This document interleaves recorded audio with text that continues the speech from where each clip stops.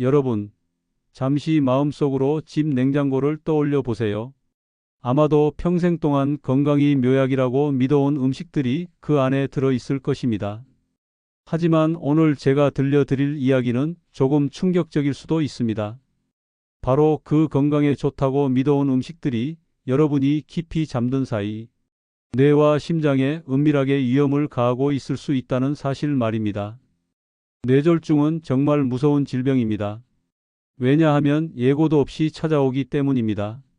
가슴 통증도 특별한 경고 신호도 없이 그저 어느 날 아침 눈을 떴을 때 갑자기 말이 어눌해지거나 팔이 들리지 않거나 걸음이 휘청거릴 수 있습니다.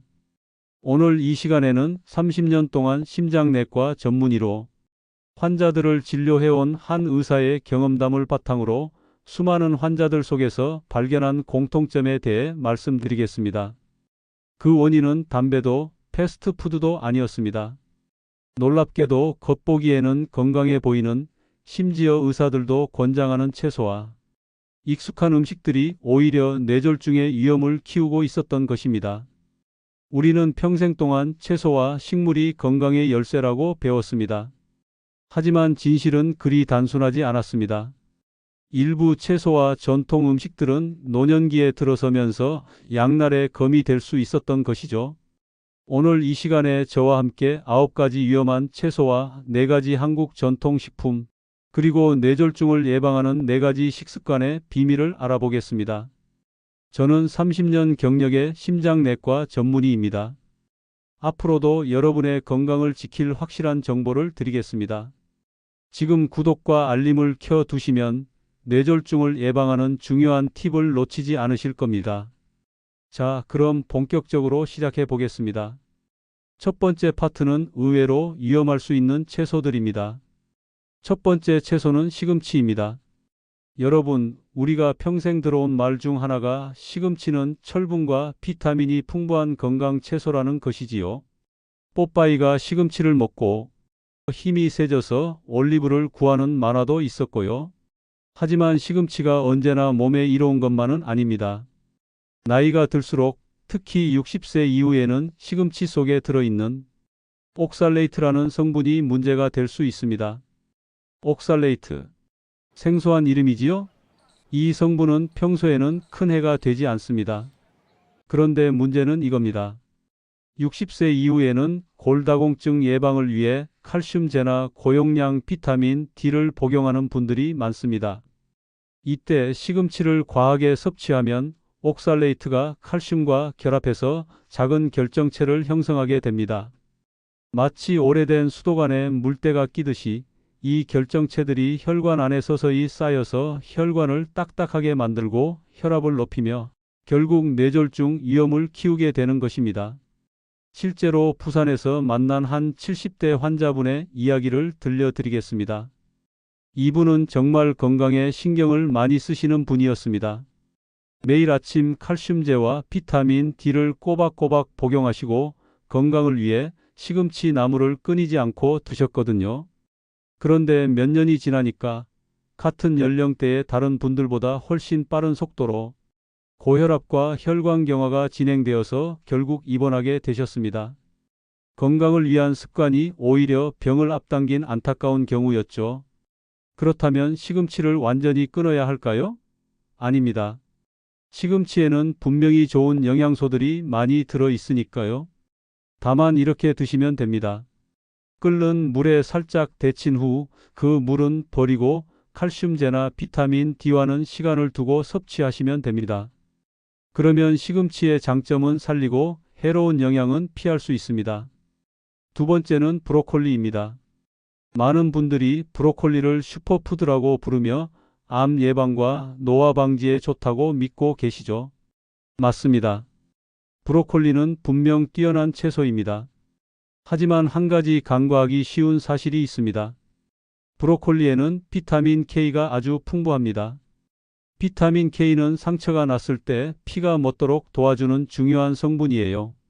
하지만 와파린 같은 항응고제를 복용하는 분들에게는 위험한 변수가 될 수 있습니다. 어떤 일이 일어나냐면 브로콜리를 갑자기 많이 먹으면 혈액이 지나치게 끈적해져서 혈전이 잘 생기게 됩니다. 반대로 평소에 먹다가 아예 끊어버리면 혈액이 너무 묽어져서 출혈 위험이 커질 수 있어요. 실제로 광주에 사는 60대 후반 환자분 이야기입니다. 이분은 브로콜리를 참 좋아하셨는데 문제는 식습관이 불규칙했다는 점이었어요. 일주일에 며칠은 브로콜리를 과하게 드시고 또 어떤 주는 전혀 드시지 않으셨거든요. 그 결과 혈액 응고 수치가 마치 요요처럼 크게 흔들리면서 응급실에 실려갈 뻔한 일이 여러 번 있었습니다. 문제가 된 건 브로콜리 자체가 아니라 불규칙한 섭취 습관이었던 거죠. 따라서 브로콜리를 드실 때는 꾸준히 일정한 패턴을 유지하는 것이 가장 중요합니다.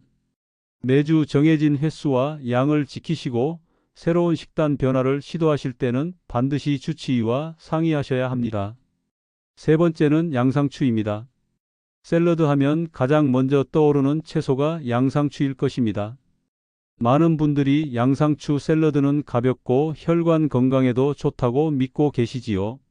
하지만 문제는 바로 먹는 시간입니다. 양상추에는 약한 이뇨 작용이 있어서 저녁 늦게 섭취하면 밤 동안 화장실을 자주 가게 됩니다. 나이가 들면 밤에 자주 깨는 것도 힘든데 이렇게 되면 체내 수분이 자꾸 빠져나가게 되고 혈액은 끈적해져서 혈전이 쉽게 생길 수 있어요. 특히 뇌졸중이 가장 잘 발생하는 시간이 새벽 시간대인데 이때와 겹치면 위험은 더욱 커집니다. 72세의 한 환자분 이야기를 들려드릴게요. 이분은 혼자 지내시면서 저녁 식사를 늘 양상추 샐러드로 대신하셨어요. 요리하기도 번거롭고 건강에도 좋다고 믿으셨거든요. 그런데 점점 밤에 자주 깨시고 아침마다 어지럼증을 호소하셨습니다. 검사를 해보니까 혈액 점도가 높아져 있었고 뇌졸중 위험이 바로 눈앞에 있는 상황이었어요. 하지만 양상추 자체가 나쁜 건 아닙니다. 점심이나 이른 저녁에 드신다면 전혀 문제가 되지 않아요. 오히려 혈관 건강에 도움이 됩니다. 핵심은 바로 언제 먹느냐인 거죠. 여러분, 지금까지 시금치, 브로콜리, 양상추에 대해 말씀드렸습니다. 잠시 쉬어가는 시간을 가지면서 지금까지의 내용을 정리해 보겠습니다. 첫째, 좋은 음식도 잘못된 시간과 방법으로 먹으면 독이 될 수 있다는 점입니다. 둘째, 약을 복용 중이시라면 음식과의 상호작용을 반드시 고려해야 한다는 점이고요. 셋째, 무엇보다 규칙적이고 일정한 식습관이 중요하다는 점입니다. 여러분, 혹시 여기까지 들으면서 공감되셨나요? 그렇다면 구독과 알림을 눌러주시고 댓글에 숫자 1을 남겨주세요. 여러분의 참여가 이 채널을 더 큰 건강 공동체로 만듭니다. 그럼 계속해서 나머지 채소들에 대해 알아보겠습니다. 네 번째 채소는 당근입니다. 아삭하고 달콤한 당근, 아무리 먹어도 좋은 채소라고 생각하기 쉽죠. 하지만 저녁 늦게, 특히 잠자기 직전에 생으로 당근을 먹는 습관은 혈압과 혈당에 좋지 않은 영향을 줄 수 있습니다. 생당근에는 천연 당분이 많이 들어 있어요. 밤에 섭취하면 혈당이 급격히 올라갔다가 몇 시간 지나지 않아서 다시 급격히 떨어지게 됩니다. 이때 우리 몸은 이 상황을 위기로 인식하고 아드레날린과 같은 스트레스 호르몬을 분비하게 돼요. 그 결과 심장은 더 빠르게 뛰고 혈압은 높아지며 뇌혈관에는 부담이 생기게 됩니다. 67세 남성 환자분의 실제 사례를 말씀드릴게요. 이분은 밤마다 TV를 보시면서 생당근을 간식처럼 즐겨 드셨어요. 건강에도 좋고 살도 안 찌니까 좋다고 생각하셨거든요. 그런데 어느 날부터 밤중에 심장이 두근거리고 식은땀이 나며 자주 깨어나는 증상이 나타났습니다. 검사 결과 혈압과 심박수가 밤마다 불규칙하게 요동치고 있었어요. 원인은 단순히 밤에 먹은 생당근이었습니다. 그렇다면 당근을 끊어야 할까요? 아닙니다. 당근은 훌륭한 영양 공급원이니까요. 다만 낮 시간에 익혀서 드시는 것이 가장 좋습니다. 익히면 당분의 흡수 속도가 완화되고 낮에는 활동량이 많아서 에너지로 소모되기 때문이에요. 다섯 번째는 마늘입니다. 마늘은 한국 부엌의 필수 재료이자 강력한 천연 항응고제 성분인 알리신을 가지고 있습니다. 알리신은 평소에는 혈전을 막고 심혈관을 보호하는 훌륭한 성분이에요. 하지만 문제가 되는 경우가 있습니다. 바로 항응고제, 특히 와파린을 복용하는 분들이 매일 생마늘을 과다하게 섭취할 때입니다. 이 경우 혈액이 지나치게 묽어져서 위장관 출혈이나 뇌출혈을 유발할 수 있어요. 70세 여성 환자분의 이야기입니다. 이분은 매일 생마늘을 드시면 심장병을 예방할 수 있다고 굳게 믿고 계셨어요. 그런데 문제는 이분이 관상동맥 스텐트 시술 후 항응고제를 복용하고 계셨다는 점이었습니다. 어느 날 갑작스러운 복통으로 병원에 오셨는데 검사 결과 심한 위장관 출혈이 발견되었어요. 다행히 빠르게 조치해서 목숨을 구했지만 자칫하면 치명적일 수 있었던 상황이었습니다. 마늘을 완전히 끊을 필요는 없어요. 하지만 적당히, 그리고 반드시 의사와 상담 후 섭취하셔야 합니다. 특히 약을 복용 중이라면 더욱 신중해야 해요. 의사와의 짧은 상담 한 번이 치명적인 합병증을 막을 수 있습니다. 여섯 번째는 양파입니다. 양파는 심혈관을 보호하는 대표적인 항산화 식품이죠. 그런데 밤 늦게 생양파를 많이 먹으면 예상치 못한 위험이 생길 수 있어요. 양파에는 퀘르세틴이라는 성분이 들어있어서 혈압을 낮추는 효과가 있습니다. 낮에는 이게 도움이 되지만 밤중에 혈압이 과도하게 떨어지면 문제가 돼요. 혈관이 급격히 수축하면서 혈전이 생길 조건을 만들게 되거든요. 실제로 제 어머니도 예전에 저녁마다 생양파를 드시며 건강에 좋다고 믿으셨어요. 하지만 자주 어지럼증과 현기증을 호소하셨고 검사 결과 야간 혈압이 지나치게 낮아져 있었습니다. 그로 인해 오히려 혈전 위험이 커지고 있었던 거예요. 양파는 여전히 귀한 식품입니다. 다만 점심이나 오후 활동 시간대에 드시는 것이 가장 바람직해요. 특히 이미 혈압약을 복용 중이시라면 저녁에는 과다 섭취하지 않으시는 것이 좋습니다. 일곱 번째는 옥수수입니다. 겉보기에 건강해 보이고 달콤한 옥수수, 많은 분들이 영양채소라고 생각하시죠. 하지만 사실 옥수수는 채소라기보다는 탄수화물이 풍부한 곡물에 가깝습니다. 흰 쌀밥과 비슷한 수준의 전분을 함유하고 있거든요. 특히 저녁에 많이 드시면 혈당이 급격히 올라갔다가 다시 떨어지게 됩니다. 이러한 혈당의 급격한 변화는 혈관벽을 반복적으로 팽창시키고 수축시키면서 그 과정에서 산화 스트레스를 유발해요. 시간이 지나면 혈관 내부에 작은 균열이 생겨서 뇌로 가는 혈류가 불안정해질 수 있습니다. 실제로 이런 상황은 뇌졸중 직전에 나타나는 일과성 허혈 발작으로 이어질 위험을 높여요. 많은 분들이 옥수수를 밥 반찬처럼 곁들여 드시는데 사실상 밥이나 국수를 추가로 드시는 것과 다르지 않습니다. 옥수수를 드신다면 반드시 주된 전분류 식품으로 간주하시고 다른 탄수화물을 줄이는 방식이 필요해요. 여덟 번째는 아스파라거스입니다. 아스파라거스는 흔히 채소의 왕이라 불리며 고급스럽고 건강에 좋은 채소로 알려져 있어요. 실제로 풍부한 영양소와 항산화 성분이 들어있어서 심혈관 건강에 도움이 됩니다. 그런데 문제는 역시 섭취 시간이에요. 아스파라거스에는 이뇨작용이 있어서 저녁에 드시면 밤에 화장실을 자주 가게 됩니다. 이 과정에서 체내 수분이 빠져나가고 밤 동안 혈액이 끈적해져서 혈류가 느려져요. 이는 혈전이 형성되기 좋은 조건을 만들며 뇌로 이동할 경우 순식간에 뇌졸중으로 이어질 수 있어요. 실제로 매일 저녁 아스파라거스를 많이 드시던 노년 환자분들은 아침마다 어지럼증과 피로를 호소하기도 했습니다. 뇌졸중이 가장 많이 발생하는 아침 시간과 맞물려 위험을 높이는 거죠. 따라서 아스파라거스는 아침이나 점심에 드시는 것이 가장 좋습니다. 또한 충분히 수분을 보충하셔야 이 채소의 장점을 온전히 누리면서도 위험을 피할 수 있어요. 아홉 번째 마지막 채소는 토마토입니다. 토마토는 한국의 거의 모든 가정 냉장고에 있는 대표적인 채소죠. 샐러드, 국, 주스 등 다양한 형태로 매일 섭취되는 친숙한 식품이에요. 하지만 토마토와 같은 가짓과 채소에는 히스타민, 티라민, 솔라닌 같은 성분이 들어 있어요. 젊을 때는 큰 문제가 되지 않지만 혈관 탄력이 떨어진 노년층에게는 혈관을 수축시키고 염증을 유발하며 전해질 균형을 깨뜨릴 수 있습니다. 그 결과 두통, 피로, 말이 어눌해지는 증상이 나타나는데 이는 실제 뇌졸중 증상과 혼동되기 쉬워요. 실제로 72세 남성 환자분의 사례입니다. 이분은 갑작스러운 어지럼증과 언어 장애로 응급실에 실려왔어요. 가족들은 뇌졸중인 줄 알고 깜짝 놀랐는데 검사 결과 원인은 뇌졸중이 아니라 전날 늦은 저녁에 드신 토마토 샐러드와 감자튀김이었습니다. 그렇다고 토마토를 끊을 필요는 없어요. 오히려 비타민과 항산화 성분이 풍부한 귀한 식품이니까요. 다만 늦은 밤에 생으로 과다 섭취하지 마시고 익혀서 적당히 드시는 것이 좋습니다. 자, 여기까지 9가지 채소에 대해 말씀드렸습니다.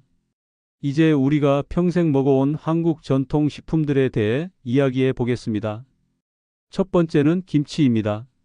한국인의 밥상에서 빠질 수 없는 김치죠. 발효 과정에서 유산균과 항산화 성분을 제공하지만 동시에 엄청난 양의 소금을 함유하고 있어요. 문제는 바로 그 나트륨입니다. 나트륨은 체내 수분을 붙잡아서 혈압을 높이고 혈관벽을 마치 매일 압박하는 것처럼 만들어요. 고혈압은 노년층 뇌졸중의 가장 큰 위험인자입니다. 연구 결과에 따르면 매일 섭취하는 소금을 절반만 줄여도 고혈압과 뇌졸중 위험이 눈에 띄게 낮아진다고 해요. 김치를 포기할 필요는 없습니다. 단지 저염 김치를 고르고 섭취량을 줄이며 신선한 채소로 균형을 맞추는 것이 중요해요. 두 번째는 인삼입니다. 인삼은 예로부터 보약으로 여겨졌죠. 면역력 강화, 피로 회복, 기억력 개선에 좋다고 알려져 있어요. 그런데 인삼은 항응고제와 상호작용할 수 있습니다. 와파린과 같은 약을 복용 중일 때 인삼을 추가 섭취하면 약효가 떨어지고 혈액이 쉽게 응고되어서 혈전이 생길 위험이 커져요. 실제 환자 사례에서도 심장 수술 후 항응고제를 복용하면서 인삼을 매일 드셨던 분이 계셨는데 혈액 응고 수치가 불안정해져서 합병증 위험이 커졌어요. 인삼은 귀한 약재이지만 반드시 의사와 상의 후 올바른 용량과 시기에 드셔야 안전합니다. 세 번째는 장류와 발효 양념입니다. 된장, 고추장, 간장 같은 전통 장류와 각종 양념장은 우리의 맛을 책임지는 중요한 음식입니다. 하지만 이 속에 숨어 있는 과도한 소금은 우리가 인식하지 못하는 사이 매일 혈압을 높이고 혈관에 부담을 줘요. 다행히도 우리의 미각은 적응합니다. 몇 주만 싱겁게 드셔도 혀는 새로운 맛에 익숙해지고 오히려 담백함에서 깊은 풍미를 느낄 수 있어요. 저염 장류를 선택하거나 물로 희석해서 사용하는 것만으로도 위험을 크게 줄일 수 있습니다. 소금 절반 줄이기가 곧 뇌졸중 예방의 첫걸음이에요. 네 번째는 술입니다. 소주와 맥주는 노년층에게 작은 즐거움처럼 보일 수 있어요. 하지만 술은 혈압을 불규칙하게 만들고 심장 박동을 흔들며 항응고제와 상호작용해서 출혈 위험을 높입니다. 작은 잔 몇 잔이라도 뇌출혈 위험을 몇 배로 높일 수 있어요. 그렇다고 무조건 금주를 강요하는 것은 아닙니다. 다만 최소한으로 줄이시고 치료제 복용 중이라면 반드시 피하시는 것이 안전해요. 술잔 속이 아니라 대화와 교감 속에서도 충분히 즐거움은 찾을 수 있습니다. 건강과 장수는 어떤 술도 대신할 수 없는 귀한 자산이니까요. 여러분, 지금까지 위험할 수 있는 음식들에 대해 말씀드렸습니다. 혹시 그럼 뭘 먹고 살라는 거야? 라고 생각하시는 분이 계실까요? 걱정하지 마세요. 이제부터는 희망적인 이야기, 바로 뇌졸중을 예방하는 4가지 식습관의 비밀을 알려드리겠습니다. 첫 번째 비결은 하루 시간대에 맞춘 식사입니다. 우리 몸은 하나의 정교한 시계처럼 작동합니다. 아침과 점심에는 활동을 위한 연료가 필요하기 때문에 든든하고 균형 잡힌 식사가 중요해요. 현미, 고구마, 통곡물 같은 좋은 탄수화물과 생선, 두부 같은 단백질, 그리고 풍부한 채소가 이상적입니다. 이때는 몸이 활발하게 움직이고 신진대사도 활발하기 때문에 에너지를 잘 소모할 수 있거든요. 반면 저녁은 가볍게 드셔야 해요. 소금은 줄이고 흡수가 빠른 당분은 피하셔야 합니다. 이렇게 하면 밤새 혈압이 안정되고 숙면을 도와줍니다. 기억하세요. 아침과 점심은 연료, 저녁은 약이라는 생각으로 식단을 구성하시면 됩니다. 두 번째 비결은 음식과 약물의 상호작용을 이해하는 것입니다. 60세 이후 많은 분들이 혈압약, 항응고제를 복용하시죠. 이때 음식과 약의 조합은 정말 생사를 좌우할 수 있어요. 예를 들어 시금치나 브로콜리 같은 비타민 K가 풍부한 채소는 피하는 것이 아니라 꾸준히 일정하게 드시는 것이 원칙입니다. 갑자기 많이 드시거나 갑자기 끊으시면 안 되고 매주 일정한 패턴을 유지하셔야 해요. 아스피린이나 혈액을 묽게 하는 약을 복용 중인데 마늘이나 보충제를 과다하게 드시면 출혈 위험이 커집니다. 식단은 약 처방의 일부라는 인식을 가져야 해요. 변화를 주시기 전에는 반드시 의사와 상의하셔야 합니다. 이건 정말 중요한 부분이에요. 세 번째 비결은 물과 소금의 균형입니다. 먼저 물에 대해 말씀드릴게요. 낮에는 규칙적으로 물을 마셔서 혈액순환을 도우시고 밤에는 적당히만 드셔서 숙면을 지키셔야 해요. 반대로 소금은 가능한 줄이셔야 합니다. 수십만 명을 대상으로 한 연구에서 소금 섭취를 절반만 줄여도 위험이 20에서 30% 낮아진다는 결과가 나왔어요. 이건 정말 놀라운 수치죠. 그런데 많은 분들이 소금을 줄이면 맛이 없어서 밥을 못 먹겠다고 하세요. 하지만 걱정하지 마세요. 소금을 줄여도 맛은 잃지 않습니다. 처음 며칠은 조금 싱거울 수 있지만 우리 혀는 생각보다 빨리 적응해요. 저염 김치, 싱거운 국, 줄어든 양념이 오히려 건강을 지켜주는 새로운 맛의 시작이 될 수 있어요. 네 번째이자 마지막 비결은 자신이 자신의 첫 번째 의사가 되는 것입니다. 자기 몸을 가장 잘 아는 사람은 바로 본인이에요. 매일 아침과 저녁 최소 2번은 혈압을 측정하시고 식사와 약물 변화를 기록하셔야 해요. 작은 습관이 위험을 조기에 발견하는 열쇠가 됩니다. 당뇨가 있으신 분은 식사 시간과 혈당 변화를 기록하면서 자신에게 맞는 식단을 찾으셔야 하고 항응고제를 복용 중이신 분은 비타민 K 섭취를 일정하게 유지하셔야 해요. 요즘은 스마트폰 앱으로 쉽게 기록할 수 있어요. 혈압, 혈당, 먹은 음식, 복용한 약물을 간단히 기록해 두시면 병원에 가실 때 의사 선생님께 정확한 정보를 제공할 수 있어요. 이런 작은 노력들이야말로 건강을 지키는 가장 튼튼한 방패가 됩니다. 자, 구독자 여러분. 오늘 긴 시간 동안 함께 해주셔서 정말 감사합니다. 마지막으로 한 가지 더 당부드리고 싶은 말씀이 있어요. 오늘 말씀드린 내용들은 일반적인 가이드라인입니다. 개인차가 있을 수 있으니까 특히 약물을 복용 중이시거나 특별한 질환이 있으신 분들은 반드시 주치의와 상의하신 후에 식단을 조절하셔야 해요. 건강한 식습관과 함께 여러분 모두 건강하고 행복한 노년을 보내시길 진심으로 바랍니다. 오늘 60세 이상을 위한 뇌졸중 예방 식습관 가이드를 끝까지 들어주신 모든 청취자분들께 다시 한번 감사드립니다. 여러분의 건강한 하루하루가 쌓여서 건강한 인생이 되기를 바라며 이만 인사드리겠습니다. 여러분, 오늘부터 작은 변화를 시작하신다면 음식은 독이 아니라 보약이 될 수 있습니다. 이 내용이 도움이 되셨다면 구독과 알림을 켜두시고 가족과 친구들에게도 꼭 공유해 주세요. 함께 건강을 지키는 힘이 됩니다. 감사합니다.